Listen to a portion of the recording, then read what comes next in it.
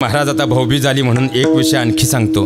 ज्याप्रमाणे दोन भावांनी एकत्र राहणं अत्यंत गरजेचं आहे, अगदी त्याचप्रमाणे महाराज जर विचार करायला गेलं, भाऊबीजेचा सण आता जवळ आलाय। महिला मंडळ खऱ्या अर्थानं भाऊबीजेच्या सणासाठी तुम्ही आता तुमच्या माहेरी जायला सुद्धा आसुसलेले आहात। विचार करा, हे सण म्हणजे फक्त सण नाही, तो त्याच्या मागे फार मोठा इतिहास आहे। अरे खऱ्या अर्थानं भाऊबीज दिवशी ती बहीण त्या भावाला सांगते, सण आहे आज वर्षाचा, आहे भाऊबीजेचा, नेत्रांच्या निरंजनानं भावा ओवाळण्याचा। जसा कृष्ण आहे द्रौपदीस, तसा लाभलासी तू मला, ओवाळते भाऊराया, औक्ष माझे लाभो तुला, औक्ष माझे लाभो तुला। अरे भाऊ म्हणजे शक्ती आहे, तर बहीण म्हणजे खऱ्या अर्थानं भक्ती आहे। भाऊ म्हणजे कर्तृत्व आहे, तर बहीण म्हणजे मातृत्व आहे। भावा बहिणीचं नातं कसं असावं हे आम्हाला खऱ्या अर्थानं भगवान श्रीकृष्ण आणि द्रौपदीकडे पाहून समजतं। भावा बहिणीचं नातं कसं असावं हे आम्हाला महावैष्णवमाऊली ज्ञानोबराय आणि मुक्ताई राणीकडून पाहिल्यानंतर समजतं। मुक्ता राणीनं जर ज्ञानोबारांना ताटी लावल्यानंतर आवाज दिला नसता तर ताटी उघडलीच नसती, आणि जर ताटी उघडलीच नसती तर ज्ञानेश्वरीचा अमृतकुंभ तुम्हाला आणि मला प्राप्त झालाच नसता। हे सगळ्यात मोठं वास्तव आहे। खऱ्या अर्थानं हेच भाऊ बहिणीचं नातं म्हणजे प्रगल्भतेचं नातं। पण आज या 5-10 वर्षापासून समृद्धी महामार्ग आला, जमिनीचं खऱ्या अर्थानं गुंठ्यात रूपांतर झालं, आणि त्या गुंठ्याला MIDCमुळे सोन्याचा भाव आला। आणि खऱ्या अर्थानं तीच बहीण, जी बहीण आपल्या रक्षाबंधन आणि भाऊबीजेला ताट घेऊन येत होती, आज तीच बहीण मात्र खऱ्या अर्थानं आपल्या भावाला स्टॅम्प पेपर घेऊन येते। हे आजचं सगळ्यात मोठं वास्तव आहे महाराज, सगळ्यात मोठं वास्तव आहे। ज्या खऱ्या अर्थानं लहान पोहतात ना, तुम्ही लहान असताना तुमचा भाऊ खऱ्या अर्थानं शाळेत तुम्हाला सोडायला येत होता, अरे हातामध्ये बहिणीच्या चॉकलेट देत होता, ती बहीण मात्र ते चॉकलेट खात नव्हती, तर आपला दादा आपल्या दादानं दिलंय म्हणून दप्तरामध्ये ठेवत होती, आणि दुसऱ्या दिवशी सकाळी पुन्हा आपल्या दादाच्या हातामध्ये देत होती, पण तोही खात नव्हता, पुन्हा तो आपल्या ताईला देत होता। अरे दिवाळी आली ना, भले म्हणायचं स्वतःला कपडे घ्यायचेत, पण स्वतःला घेण्याच्या अगोदर आपल्या बहिणीला कपडे आणलेत की नाही तो पाहायचा। तुमचा लग्नाचा दिवस आठवा, अरे तुमचं लग्न ठरलं, तुमचा हा बाप तर शेतकरी, त्याच्याकडे खिशामध्ये पैसे नव्हते, पण त्या बापानं खऱ्या अर्थानं 10वीला असणाऱ्या तुमच्या भावाला सांगितलं, दादा आता कसं रे करायचं। 10वीला असणारा तुमचा भाऊ उत्तरला, बाबा अहो ताई आपल्याकडे दुसरं काय मागणार आहे, तिच्या आयुष्याचं सोनं झालं पाहिजे, मी शाळा शिकता शिकता कष्ट करेल, आपण दोघेही कष्ट करू, सगळं कर्ज 4 वर्षात फेडू, पण आपल्या ताईचं चांगलं झालं पाहिजे। खऱ्या अर्थानं तोच भाऊ मात्र आज छोट्याशा गुंठाभर जमिनीसाठी ती बहीण परकी करायला लागली, आणि स्वतःच्या स्वार्थासाठी तो भाऊ मात्र ती बहीण परकी करायला लागला। अरे कोणता समाज आणि कोणता अध्यात्म उभं करतोय, सगळ्यात मोठा प्रश्न आहे मायबाप, सगळ्यात मोठा प्रश्न आहे। विचार करा, या जगाच्या पाठीवरचं प्रत्येक नातं स्वार्थासाठी जोडलेलं आहे। बहीण भावाच्या नात्याची वीण कशी आहे, प्रत्येक नातं एका पिढीपर्यंत राहतं, पण या जगाच्या पाठीवर भाऊ बहिणीचं पवित्र नातं इतकं पवित्र आहे, कारण ते एका पिढीपर्यंत राहत नाही। तुम्ही तुमच्या सासरी आहात, तुमच्याकडे कितीही संपत्ती असू द्या, तुमचं कुटुंब कितीही मोठं असू द्या, पण तुम्ही सासरी आनंदानं राहताना त्याचं एकमेव कारण तुम्हाला माहिती आहे, रात्रीची कोणतीही वेळ आपल्यावरती ज्या क्षणाला आली त्या क्षणाला माझा फोनवरती बोर्ड जाईल, माझ्या भावाचाच फोन लागेल, कारण माझ्यासाठी धावणारा भले कितीही वाद असू द्या, पण धावणारा मात्र तुमच्या रक्ताचा सक्का भाऊ असेल। हे सगळ्यात मोठं वास्तव आहे। तुम्हाला कितीही पाहुणे रावळे असू द्यात, पण खरी वेळ जर तुमच्यावर आली ना, विचार करावा, ह्या कोरोनाच्या परिस्थितीमध्ये घरातली मुलं सुद्धा त्या आईपासून दूर राहत होती, पण ज्या दिवशी तिच्या भावाला समजलं ना महाराज, तो भाऊ क्षणात आला, आपल्या बहिणीला खऱ्या अर्थानं दवाखान्यापर्यंत घेऊन गेला। आणि असे या महाराष्ट्रात कितीतरी भाऊ आहेत, बहिणीला हॉस्पिटलला सोडताना पॉझिटिव्ह झालेत, हे सगळ्यात मोठं वास्तव आहे। पण याच बहीण भावाच्या नात्याला मात्र गुंठ्याला बाजार आला म्हणून ते पवित्र नातं कलंकित होत असेल, कोणता समाज उभा राहतोय याचा विचार करायला हवा। तुमच्यापर्यंत तुमचा भाऊ नाही हो, तुमच्यासाठी तुमचा भाऊ आयुष्यभर आहे, पण ज्यावेळी तुमच्या लेकीचं सुद्धा लग्न होतं ना, ती आईच्या गळ्यात आणि तिच्या वडिलांच्या गळ्यात पडून जेवढं रडत नाही, तेवढं ती मामाच्या गळ्यात पडल्यानंतर हंबरडा फोडते, कारण तिला हे माहीत असतं, उद्या माझ्यावर कोणती वेळ आली तरी माझा मामा भक्कम आहे। आयुष्यात कधी आई वडिलांकडून वाद झाले तरी त्या भाचीला माहीत असतं, माझ्या जगण्याचा आधार माझा मामा आहे, कारण मामा एवढं हक्काचं नातं या जगात दुसरं कोणतं नाही। पण फक्त छोट्याशा गुंठावर जमिनीसाठी हे कधीच वेगळं करू नका, आयुष्यात यापेक्षा मोठी भाऊबीज तुमची कोणती नसेल। विठ्ठल लक्षात घ्या मायबाप, सुखासाठी बांध कोरले सुख मिळालं महाराज, सुखासाठी खऱ्या अर्थानं विचार करा. सुखासाठी बंगला बांधला, सुखासाठी मुलं झाली, सुखासाठी लग्न केलं, नव्हे नव्हे सुखासाठी बांध कोरले, सुख मिळालं? सुख मिळालंच नाही. याचं कारण आहे खऱ्या अर्थानं या मृत्यूलोकात जन्म घेतल्यानंतर ज्या वास्तव सुखाची तुम्हाला आणि मला अपेक्षा आहे ते सुखच तुम्हाला आणि मला समजलेलं नाही. तुमच्याकडे बंगला आहे, गाडी आहे, संपत्ती आहे, तुमच्याकडे कितीही संपत्ती असू द्या, फक्त आज रात्री झोपताना 2 मिनिटं डोळे मिटा आणि स्वतःच्या अंतःकरणाला विचारा, मी समाधानी आहे का?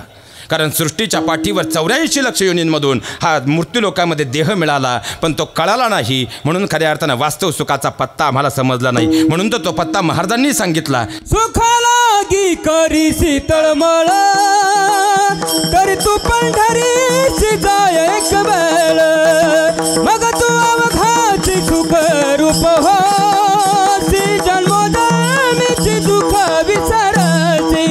ओ दुःखालागी जरी जरी तळमळ, तरी तू पंढरीची जाय एक वेळ, मग तू अवघाची सुख रूप होसी, जन्मोजन्मीची दुःख विसरसी.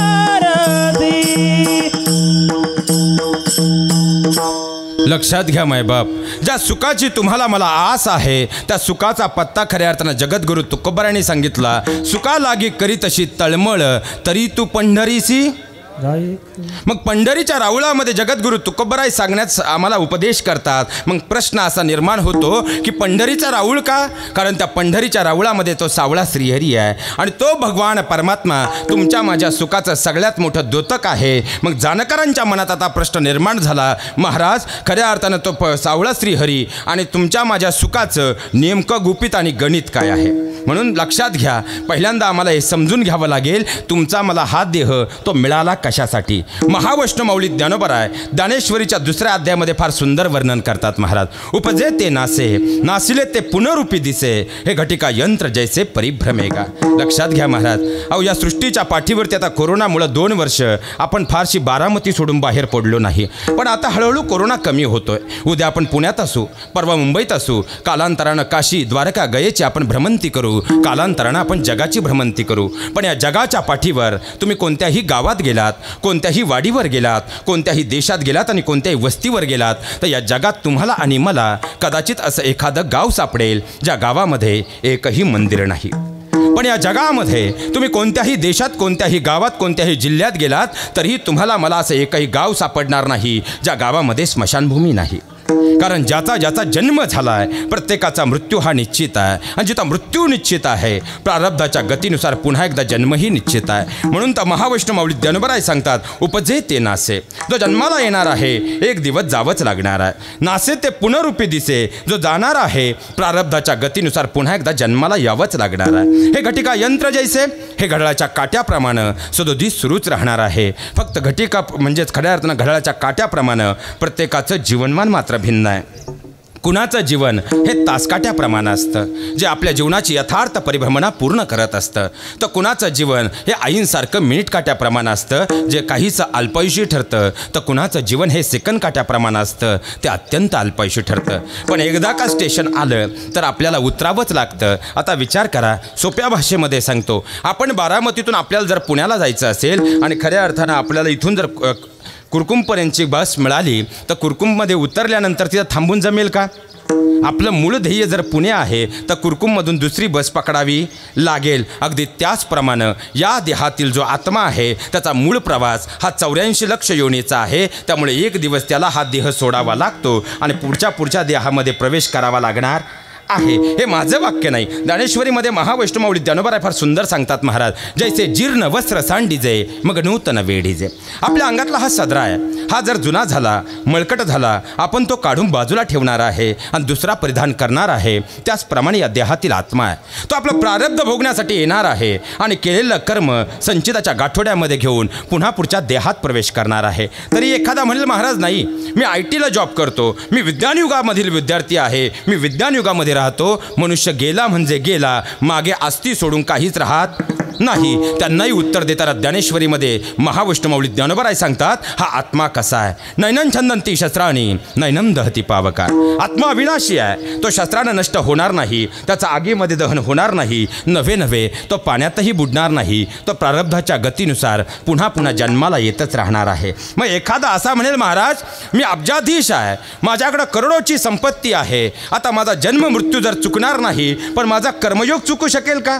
मला जर हे भोगायचे नसतील, इथं कुणाचा वशिला चालणार नाही का? सगळ्यांनी कानाचे पडदे उघडे ठेवून एक वाक्य लक्षात ठेवा. या मृत्यूलोकामध्ये जिथं तुमचा माझा जन्म झालाय, या मृत्यूलोकामध्ये जर साक्षात तुमचं माझं सोडून द्या, पण भगवान परमात्म्यानं जरी जन्म घेतला ना, तर भगवान परमात्म्यालाही भोगावं लागतं. तुम्ही मी कोण आहोत? पुरावा, अहो कर्मे श्रीराम वनवासा गेला, कर्मे दशरथ वियोगी मेला, कर्मे रावण शय पावला, वियोग घडला सीता देवी. म्हणजे खऱ्या अर्थानं जगाचे चालक मालक प्रभू रामचंद्रांनाही आपले भोग या मृत्यूलोकात आल्यानंतर भोगावे लागले. नव्हे देवाच्या धर्मपित्यालाही भोगावं लागलं, देवाच्या सगळ्यात मोठ्या शत्रूलाही भोगावं लागलं, आणि देवाच्या लाडक्या धर्मपत्नीलाही भोगावं लागलं. मग तुम्ही मी कोण आहोत? वृक्षाची पाने हाले ज्याची सत्ता.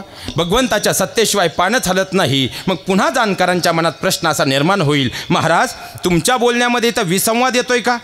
कारण ज्यावेळी तुम्ही कीर्तनाला सुरुवात केली, प्रस्तावनेमध्ये 6व्या क्रमांकाला तुमचं एक वाक्य होतं की खऱ्या अर्थानं आईंनी आपल्या जीवनाची वाटचाल मुक्ती म्हणजे मोक्षाकडे केली, आणि आता तुम्ही असं म्हणताय वृक्षाची पाने हाले ज्याची सत्ता. भगवंताच्या सत्तेशिवाय इथं पानच हलत नाही. मग खऱ्या अर्थानं ज्यासाठी तुमचा माझा जन्म झालाय, ती मुक्ती म्हणजे मोक्ष आम्हाला प्राप्त होणारच नाही का?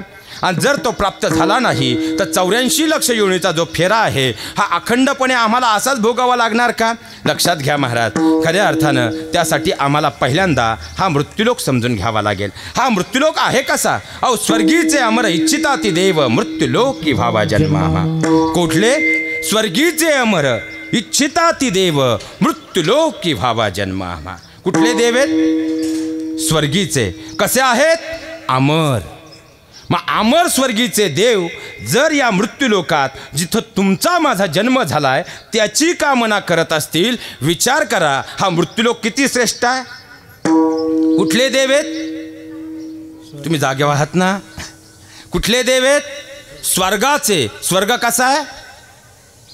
आता आपल्याला सांगता येणार नाही, पण महाविष्णुमाऊली ज्ञानोबराय ज्ञानेश्वरीमध्ये सांगितलं तो स्वर्ग कसा आहे. जेथे महासिद्धीची भंडार आहे, अमृताची कोठार आहे, पई गाई खिल्लारे कामधेनूचे. तिथं महासिद्धीची भंडार आहेत, अमृताची कोठार आहेत, आणि असंख्य गणित इच्छा पूर्ण करणाऱ्या कामधेनूची लेकरं आहेत. असा जो स्वर्ग आहे, त्या स्वर्गाचे देवसुद्धा तुमचा माझा जन्म झालाय त्या या मृत्यूलोकाची कामना करतात. अहो भगवंत काय, माझे महाराज म्हणतात, आम्ही वैकुंठवासी आलो याची कारणासी. म्हणजे लक्षात घ्या, भगवंताला सुद्धा मृत्यूलोकाची आस आहे, संतांना सुद्धा मृत्यूलोकाची आस आहे, आणि याच मृत्यूलोकात तुमचा माझा जन्म झालाय. अडचण एकच आहे, तया झाला फाटा बाधिकेचा.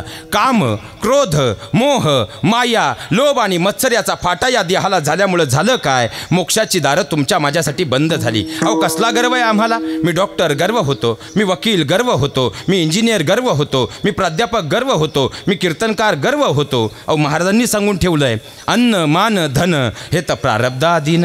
लक्षात घ्या महाराज, येताना तुम्ही मी काही आणलं नाही, जाताना आपल्याला काही न्यायचं नाही. आज आपलं काही आहे हा सुद्धा तुमचा माझा भ्रम आहे, पण वाक्य उलटं करतो. येताना घेऊन आलो, तुमचं माझं प्रारब्ध होतं. आज करतोय ते आपलं क्रियामान कर्म आहे, आणि घेऊन जाणार आहोत ते तुमचं माझं संचित आहे. मग संचिताचं गाठोडं जर व्यवस्थित बांधायचं असेल, तर आज आमची कर्म आम्हाला आदर्शवत करावी लागतील. मग कर्म जर आदर्शवत केली तरच खऱ्या अर्थानं आमच्या हातून असं कर्म घडेल की जे तुका म्हणे एका मरणेची सरे उत्तमची उरे. मग खऱ्या अर्थानं जर आमच्या हातून असं कर्म घडलं ना, तरच विचार करावं. सोप्या भाषेत सांगतो, महाविष्णुमाऊली ज्ञानोबरायांनी संजीवन समाधी घेतली, एवढी वर्ष उलटून गेली, पण आजही ज्ञानोबराय म्हटलं आम्ही नतमस्तक झाल्याशिवाय राहत नाही. छत्रपती शिवराय अनंतात विलीन झाले, 389 वर्ष उलटून गेली, पण आजही शिवरायांचं नाव घेतलं आम्ही नतमस्तक झाल्याशिवाय राहत नाही. आई आपल्यातून अनंतात विलीन झाल्या, पण आजही आई प्रत्येकाच्या अंतःकरणामध्ये जिवंत आहेत, कारण आई जिवंत आहेत ते कर्मानं जिवंत आहेत. खऱ्या अर्थानं आपल्या कर्माचा सुगंध हा जीवनाला आकार देणारा असतो.